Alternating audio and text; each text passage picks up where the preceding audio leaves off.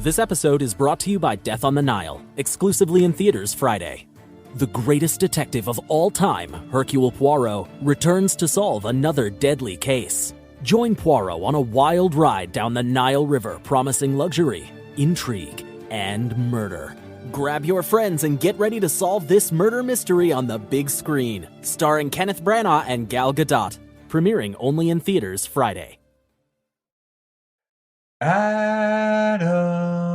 Oh, Bo. Travis. Yes. How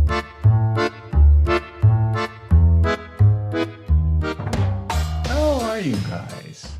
Fine. Doing okay. How are you? Me? I am perfect. I think I couldn't even be happier. I'm so happy that if a Russian were to hack me right now, I would be like, how you doing, Boris? Let's have some fun.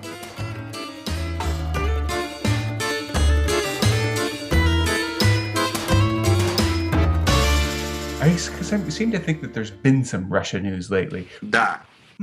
Could it be, possibly Putin is going to attack the Ukraine and the United States is telling them they shouldn't do it, and we're probably right in exactly that position that we've always talked about, where someone's going to turn off the lights just to be a dick? Здравствуйте. That's entirely possible, Bo, but here's a good one for you. Did you ever see the movie Wag the Dog? Yeah, I did. Yes. For those of you who have no idea what we're talking about, Wag the Dog was a political movie starring Dustin Hoffman, Robert De Niro, Anne Hayes. There's a crisis in the White House. What's the crisis? A president that had an unfortunate affair with an underage Sexual girl. misconduct occurred inside the Oval Office. With the election only days away, how much will this scandal... And needed to find a way to divert attention from that fact. Now, Washington's top spin doctor We can distract the press for 11 days till the election. I think we got a chance. has an idea. We can't afford a war. We're going to have the appearance of a war. They essentially created a war with the United States against Albania. Right. Okay. So for that's wag the dog, but I was talking about slap the bear.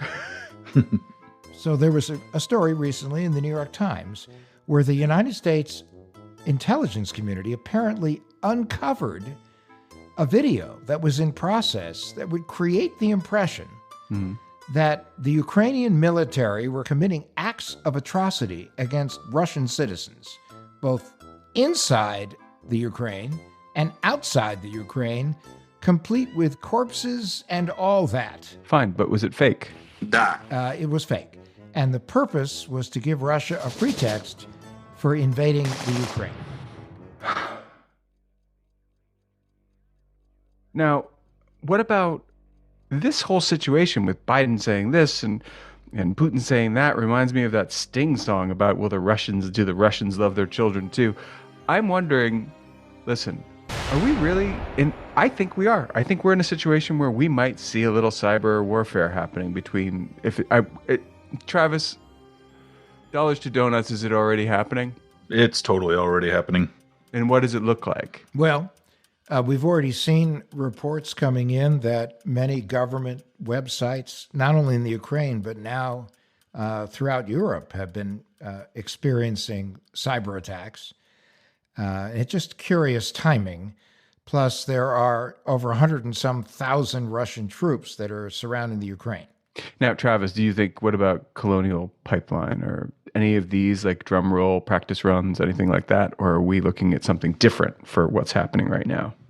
I think we're looking at something different. And I think one of the things that concerns me most is that both Russia and China recently pledged mutual support. And they To are each both, other. Right. And they're both very active in the cyber warfare, cyber espionage sphere. Now, but Russian President Vladimir Putin denies the existence of a plan for an invasion, placing the blame instead on Washington and NATO for undermining the region's security. Meanwhile, China has very publicly put on a united front with Russia, President Xi joining Putin in opposing further NATO expansion during an actual meeting today in Beijing. And then there's the whole issue. Biden seems like he's totally on the stick here and we're going to be fine? I'm sure he'd like to think so, and he actually has taken a few initiatives. Like what? Because I'm not feeling totally safe here. It's going to take a while to implement it, but he wants the U.S. Federal government agencies to practice zero trust architecture, which is a way of keeping your network safer. Adam, how long have you been talking? What do you think are the likely targets if there is some kind of real attack? It's financial? Is it going after medical establishment places?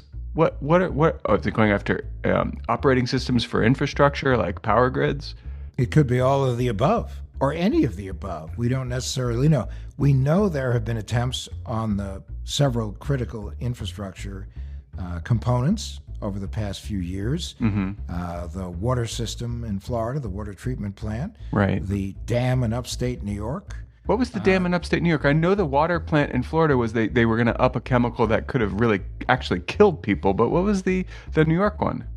Oh, the dam in New York was when someone that was working in the monitor rooms at the dam noticed that valves were being opened remotely, and they couldn't figure out why, and it was traced back to an Iranian hacker who was very upset about what was going on between the U.S. and Iran. Yeah. Well, even in the last week, several dozen oil refineries, things having to do with just oil transportation, the like, all got hit across Europe. And that could very much be something of a little bit of a threat from Russia, just saying, hey, if you come after us, if you stick with this whole NATO thing, we're going to cut you off. Well, there are stories that have been published now about a very close relationship that Putin has with the leader of the opposition party in the Ukraine. It's so close, in fact, that he's the godfather to this fellow's daughter, and this fellow has now been arrested, is under house arrest, being charged with all sorts of crime. And of course, we know the Ukraine, there are, two sides to every story in the Ukraine. So it could well be that Putin felt that his one real connection inside the Ukraine was now in jeopardy. Meanwhile, he was watching with horror, at least his version of the story, the Ukraine becoming far more democracy-oriented and NATO being a threat on his borders. So therefore, he's concerned about it.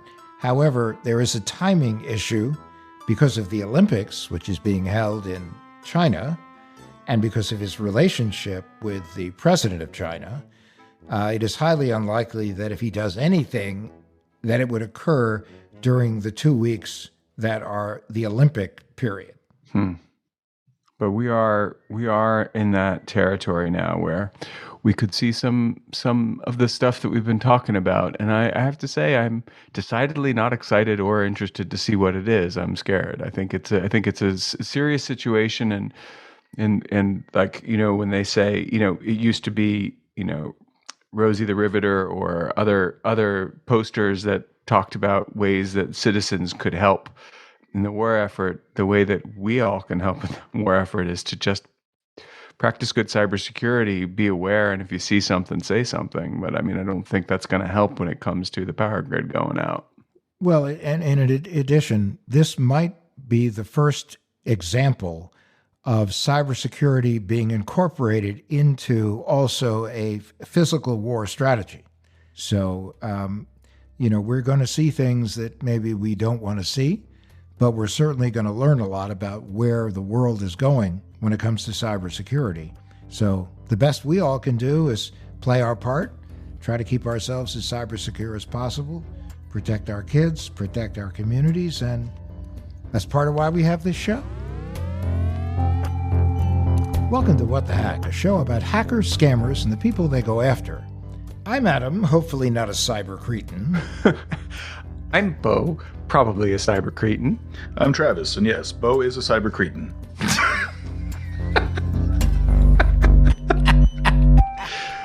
Oh.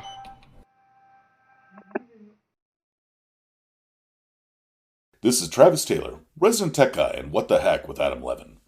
I've worked for decades in all things tech, and in that time I've worked on a lot of websites. And I have to say, one of the easiest platforms to use has been Squarespace. I'm always getting asked by friends and relatives for help with their websites. And the beautiful thing about Squarespace is that I hardly ever get asked by anyone for help on their sites. Its intuitive interface makes building and maintaining a site for your business, organization, or just collection of photos of your cat quick and easy. Squarespace is an all-in-one platform that can let anyone, even a complete novice, get up and running with clean designs that look great on any device or smartphone. It lets you share to social media accounts and has analytics to let you know how many people are coming to your site. If you want to sell things on your website, it also makes setting up e-commerce a snap.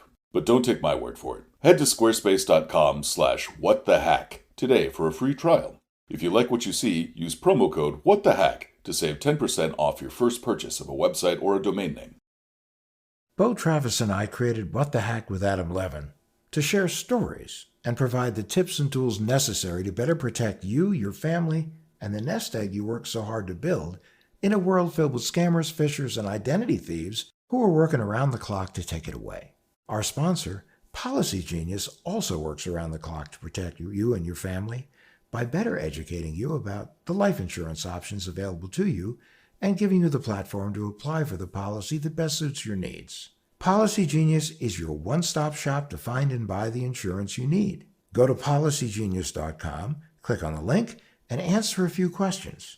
In minutes, you can compare personalized quotes from top companies to find your lowest price. You could save 50% or more on life insurance by comparing quotes with Policy Genius. The team of licensed experts at Policy Genius will help you understand your options and apply for the policy you want. The Policy Genius team works for you, not the insurance companies. You can trust them to offer unbiased help and advocate for you at every step until you're covered. Head over to policygenius.com right now to get your free life insurance quotes and see how much you can save.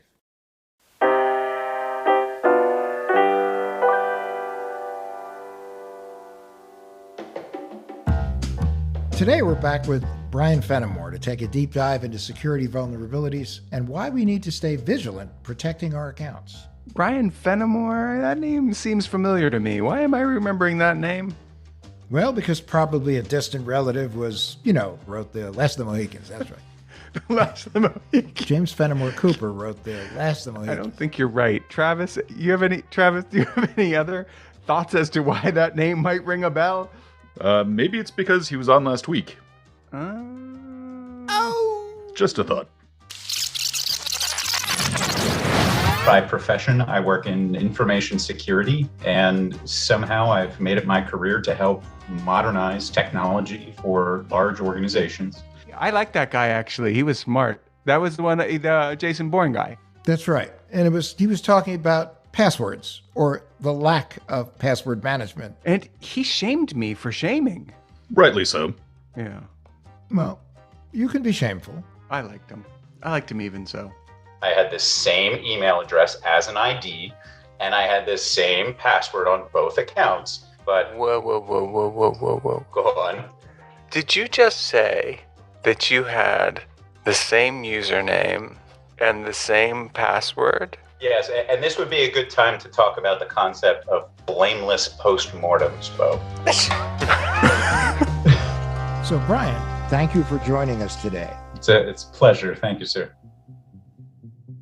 I don't reuse passwords personally. I don't really have any good anecdotes about that, but... Oh, shut up. You do too. Oh, well, I know someone who does. Who? You. Uh-oh. No. So... You give me... How many years did you go without changing the password? Which password? Go ahead. Which one? Huh? Do you want me to say it? The one you've had since the 90s? You mean Travis is a big fat dope? That one? I'm sure that's the one. Nope, it's not. Which is it? Come on, tell me. No, don't tell me. What does it start with? Is it a scandalous word, perhaps? Oh, no. It was just one of the easiest possible things to guess. Bo was his password? It was 2 letters 3 times over again.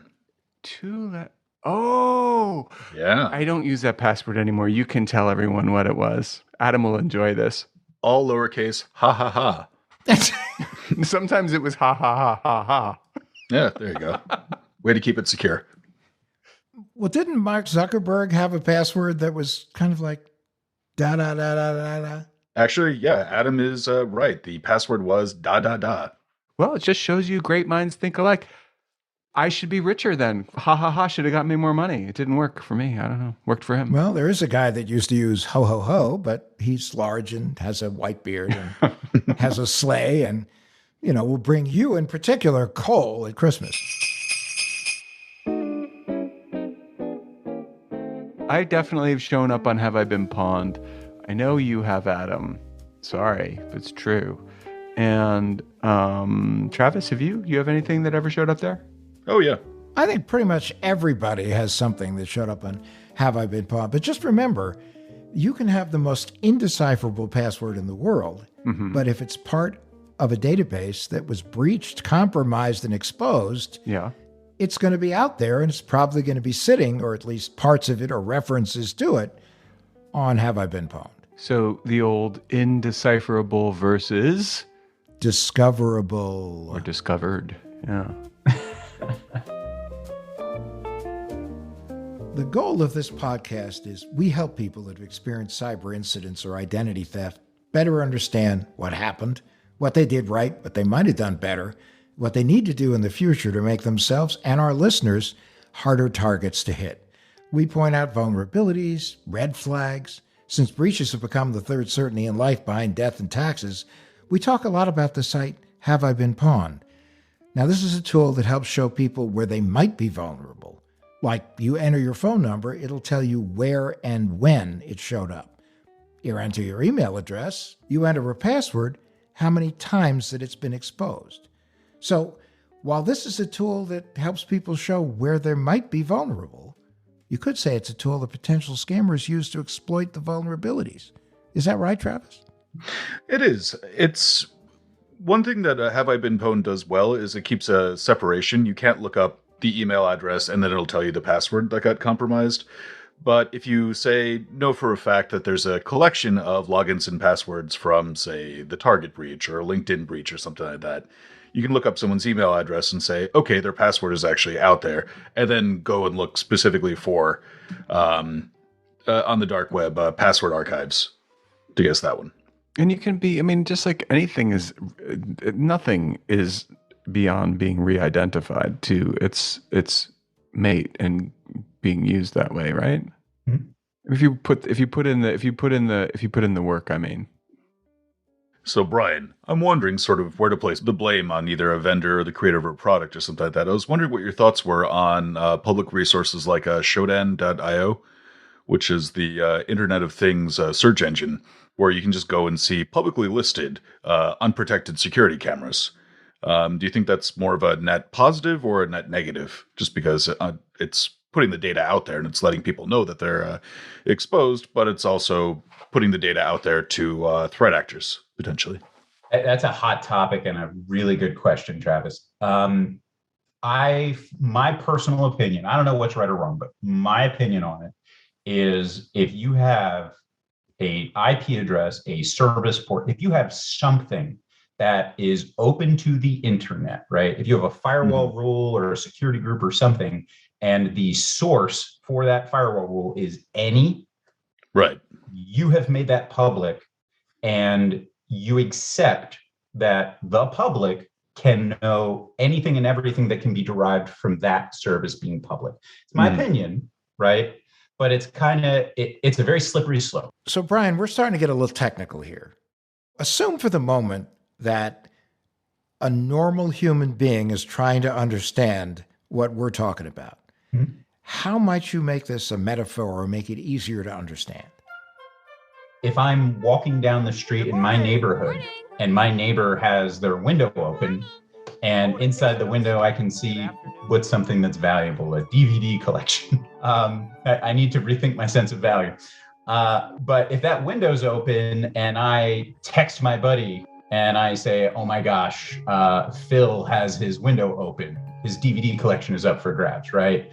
And if I say it joking or not, hopefully I'm not a criminal in this context. Did I break some sort of law, or is it unethical for me to point out that there's a vulnerability? Well, that kind of depends on what DVDs you actually have in your collection. It's up in the air. I think it comes down to what the intention is of the person that's sharing it. Shodan, haveibeenpwned.com. There's several services where they were created with very benevolent intention. And if I own that website, like as a person, I can look at that and say, wow, thank you for letting me know. I'm going to go fix that. That's the ideal response. But for large corporations, it can very quickly become, why are you looking at this? What are you doing? I think it's very nebulous. The answer, it's unclear. It's almost like trying to look inside somebody's head and try to understand what their intention was. Shodan I use, Have I Been Pwned I use, and I think they're great services, and I'll continue to use them.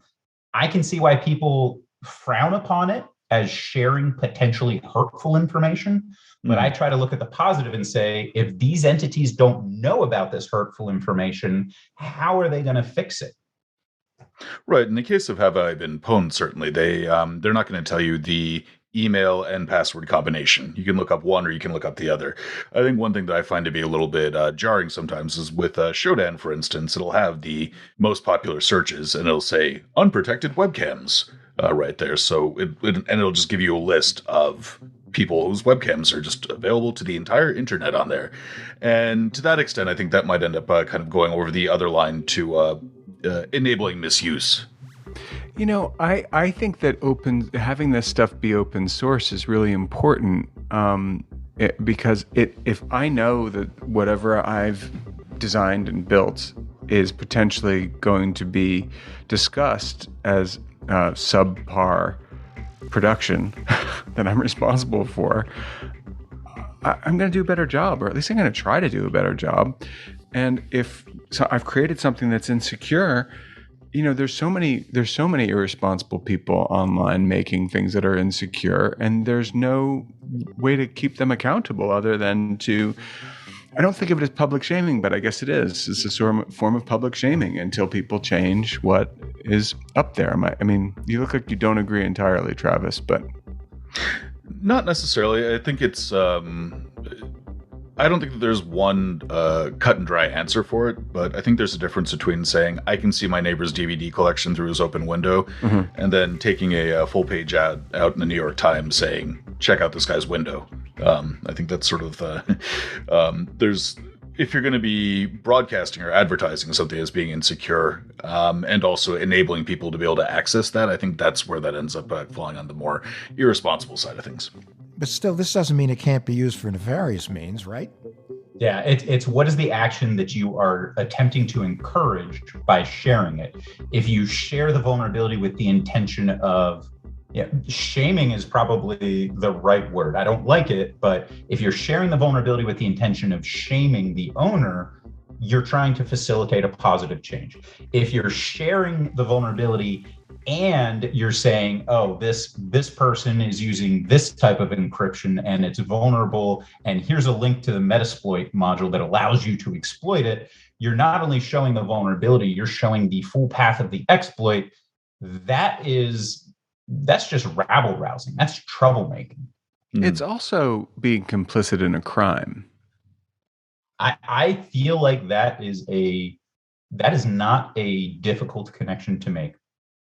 Yeah, but I also think that sometimes there are disclosures made for the purpose of educating the community. I mean, that's the basic idea of Have I Been Pwned. It is an education tool. I've used it a lot with people who don't believe that they're exposed, that there's no risk for them, and they see multiple instances of passwords they're still using. Well, it's threat awareness and threat sharing. That's the whole point is to stimulate collaboration, cooperation, and communication, which there hasn't been enough of. This has been kind of a black box. Yeah, and it's been great. I know for having law enforcement agencies are actually now collaborating with Troy Hunt, who operates Have I Been Pwned, and so they're giving him recovered databases of stolen credentials. Right.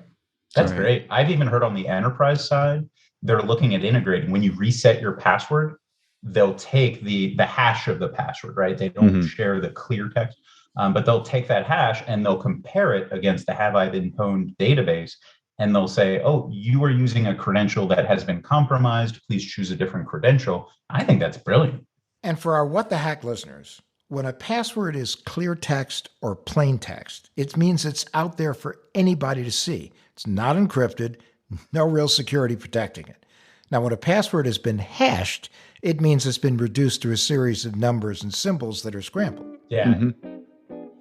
Let's talk about passwords for a minute, because we've heard from a lot of people who really struggle with them. And we know we shouldn't reuse the same password or share it across our universe of accounts, but for many, they feel it's like too much work or the risk isn't that big a deal. Well, I would actually argue that there are certain circumstances when you can use the same password, or you can use a password you've used elsewhere. And here's where. Believe it or not, but irs.gov. Now, the reason I would say that is because, and it's obviously a target for hackers, but they have multi-factor authentication. You log in, you use your password, you have to identify a photograph or an image, then you have to provide another piece of identification through your phone or an email or something like that. It would be very, very difficult to get through all those layers of authentication, because you actually need to know something, have something, and be something.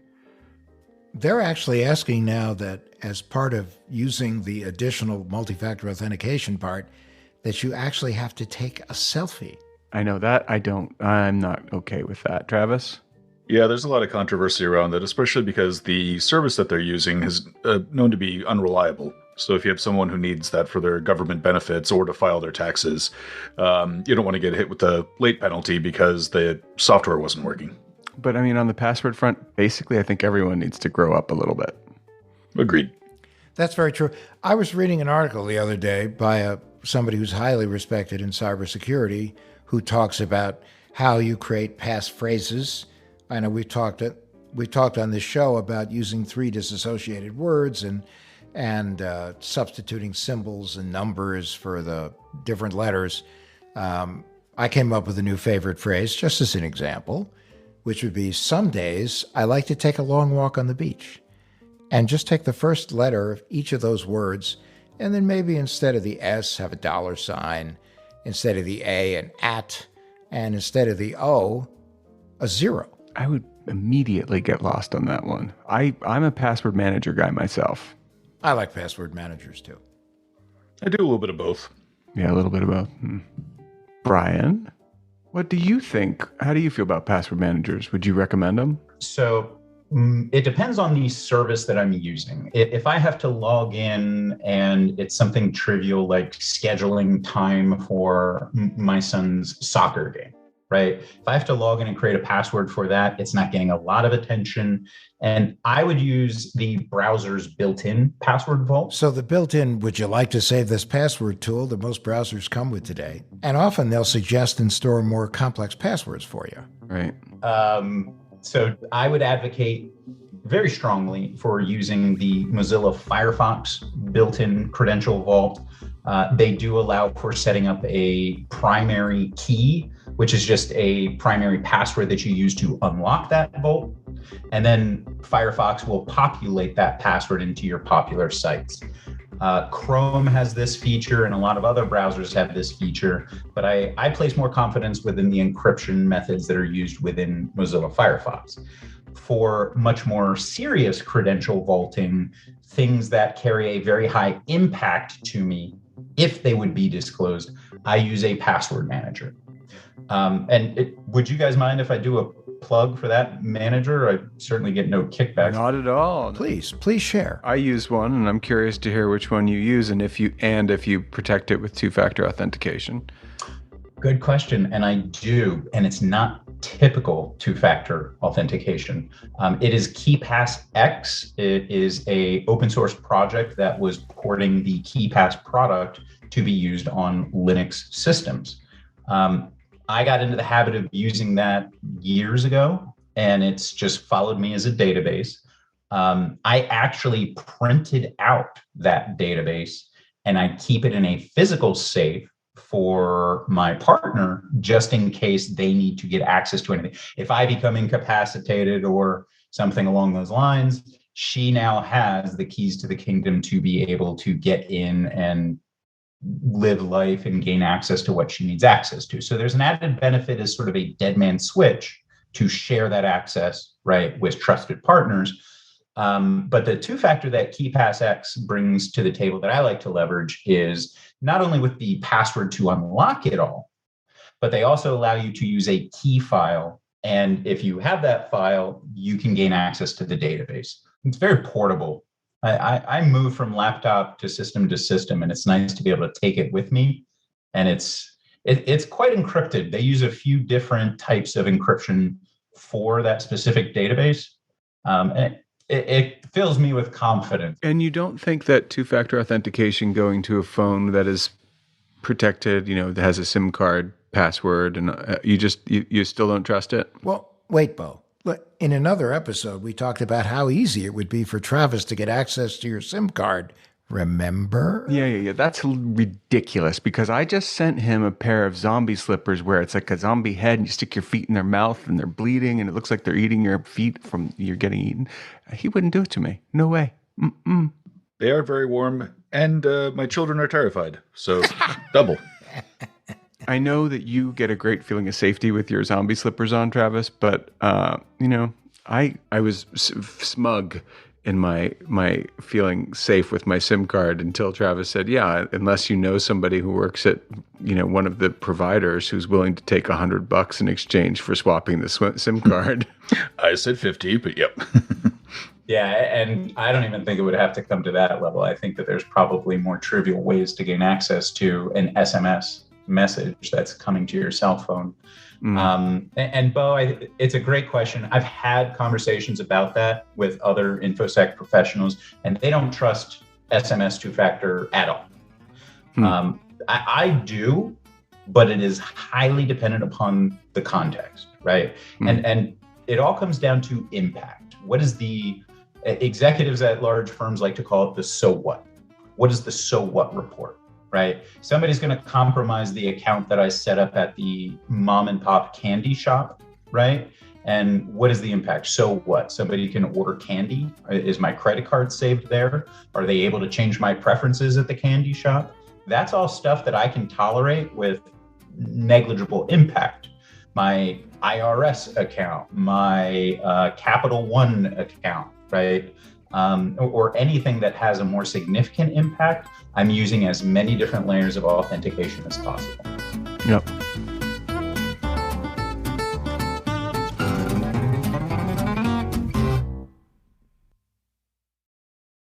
Today's episode, it's sponsored by Honey. It's a shopping tool that scours the internet for promo tools and applies the best ones to your cart when it finds them. For me, I just bought some rubber shoes so that I could walk around in the mud more comfortably. And I went to a site and they asked me if I had a promo code, and I did. But it was because I wrote it down and I had to type it out. Well, Honey does all that work for you. It even finds it. So has Honey saved you money, Honey? Yeah, Honey saves you money. That's the thing. They support over 30,000 stores online. Travis, how does this stuff work? Is it really invasive or is it pretty chill on the privacy front? On the privacy front, they're great. Their privacy policy says just outright that they will never collect and sell your data, which is great to have it be listed that in such basic and simple terms. But their revenue model does not depend on collecting your data like a lot of other services do. So their bona fides for privacy are great. Honey has found its over 17 million members, over $2 billion in savings. If you don't have Honey already, you could be really missing out. It's literally free. It installs in a few seconds. And by getting it, you'll be doing yourself a solid and supporting our podcast. Get Honey for free at joinhoney.com/WTH. That's joinhoney.com/WTH. Hello?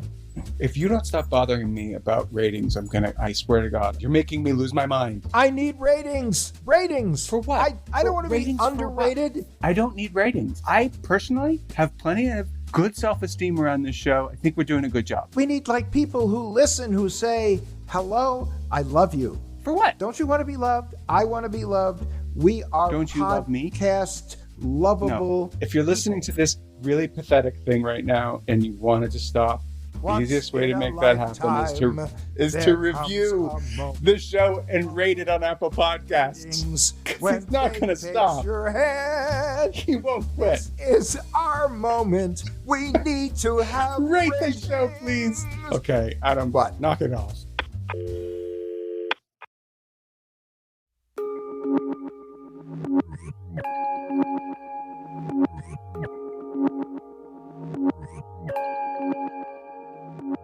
So what did you learn today? I learned that my two-factor authentication sucks. Well, Travis and I didn't want you to learn that because it's really given us all kinds of opportunities. Yeah, it's taking the fun out of it, certainly. Yeah. This has been, for me, a somewhat unsettling episode because, I get a little complacent in my feeling that we are all just low-hanging fruit waiting to be picked. One click away. I don't like to I like to think that I'm doing a pretty good job. And now I want to tell everybody who listens to the show, especially the hackers, okay, don't hack me. Please. Please don't. I'm sure they're listening to that part. I just know because I'm not that big a challenge. I don't think that any of us are at the end of the day. I don't feel like I necessarily fall for social engineering, but it goes so beyond that it doesn't, that's just one piece of the puzzle of our own personal cybersecurity. The reality is that all you need is just one moment of distraction. But also, I can be completely on my game and have some jerk at a provider accept a bribe, and I'm still hacked. But you knew that story. That story's out there. I hate that story, though. That's all. That's reality. Yeah. There was a major lawsuit by a fellow who lost $24 million in cryptocurrency. Oh, that's right. Yeah. So that is when we ask what the hack, that's the hack. That's the hack. Yeah. Because again, it's not only human error, but greed. Yeah. Mm-hmm. And total disregard for my feelings. No empathy. Well, I'm sure that someone at your mobile provider gets up every morning and goes, I sincerely hope that Bo's having a good day. And if he's not, I need to know about it because I want to make his day a good day. I know. I miss Bob. Yes. I mean, Travis and I, we do try to get up every morning and say, what can we do to make Bo a happier guy today? And then we do the exact opposite. So now I'm going to cry. No, this is good tears. It was really interesting for me. I don't know if you guys enjoyed it, but I definitely learned something in this episode, and it was unsettling, but I guess that is part of what we do, is to get in touch with the basic normal, which is that there's a lot of risk out there. Definitely. I mean, once you put something up on the internet, you're pretty much putting yourself at risk, unfortunately. Skywriting. Mm-hmm. That's what it is. Virtual skywriting. Yeah, in the cloud. Yep. Speaking of skywriting and head in the clouds, Adam, you have very high hopes for, what is it? You want 10,000 ratings on Apple Podcasts? I want 10,000 ratings on Apple Podcasts. And I know. What do you want what if they are all 1 star? What about that? No, we need 5. We need 5. 5 and stars. I know you guys can do it. Everyone listening, I'm counting on you. Don't disappoint an elderly man who's living in Arizona. Travis. Yes. Advocate for your friend Adam. Come on. Yes, please leave us a 5-star review on Apple Podcasts. It helps us and it helps other folks find the show. That's right, because we're here for you. And if you don't, we have to listen to Adam bang on about it over or my song, which they don't want to hear. I kind of want to hear it. Once in a lifetime, there comes a moment, a wonderful moment when ratings take your hand. Bye-bye, everybody. And this is our moment. He's not going to stop. Our once in a lifetime. Going to keep going. I need ratings, please. Ratings. Okay. What the Hack with Adam Levin is a production of Loud Tree Media. It's produced by Andrew Stephen, the man with 2 first names. You can find us online at loudtreemedia.com and on Instagram, Twitter, and Facebook at Adam K. Levin.